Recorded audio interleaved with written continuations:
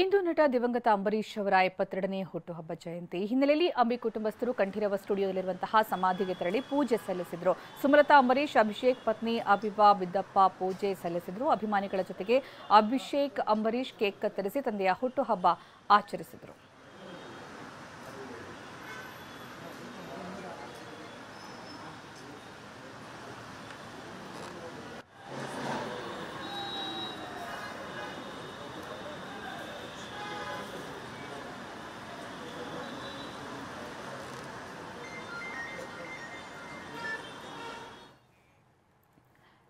Electronic city ಬಳಿಯ G R form ಹೌಸ್ನಲ್ಲಿ rave party ಪ್ರಕರಣಕ್ಕೆ ಸಂಬಂಧಪಟ್ಟಂತೆ ರೇವ್ ಪಾರ್ಟಿ ಕೇಸ್ ಸಂಬಂಧ ನಟಿ ಹೇಮಾಗೆ 2ನೇ ನೋಟಿಸ್ ಜಾರಿ ಮಾಡಲಾಗಿದೆ. ವಿಚಾರಣೆಗೆ ಹಾಜರಾಗೋದಕ್ಕೆ ತೆಲುಗು ನಟಿ ಹೇಮಾಗೆ ಸಿಸಿಬಿ 2ನೇ ನೋಟಿಸ್ ಜಾರಿ ಮಾಡಿರೋದು. ಯಾಕಂದ್ರೆ ಇಲ್ಲಿ ಮೊದಲನೇ ನೋಟಿಸ್ಗೆ ಅವರು ವಿಚಾರಣೆಗೆ ಹಾಜರಾಗಿರಲಿಲ್ಲ, ಅನಾರೋಗ್ಯದ ಕಾರಣವನ್ನ ಕೊಟ್ಟಿದ್ರು. ಇದೀಗ 2ನೇ ನೋಟಿಸ್ ಅನ್ನು ಸಿಸಿಬಿ ಜಾರಿ ಮಾಡಿರೋದು. ಜೂನ್ 1ರಂದು ವಿಚಾರಣೆಗೆ ಹಾಜರಾಗಬೇಕು ಅಂತ ಸಿಸಿಬಿ ನೋಟಿಸ್ ಜಾರಿ ಮಾಡಿದೆ. ನಟಿ ಹೇಮಾ ಸೇರಿ ಒಟ್ಟು 8 ಮಂದಿಗೆ 2ನೇ ನೋಟಿಸ್ ಜಾರಿ ಮಾಡಲಾಗಿರೋದು.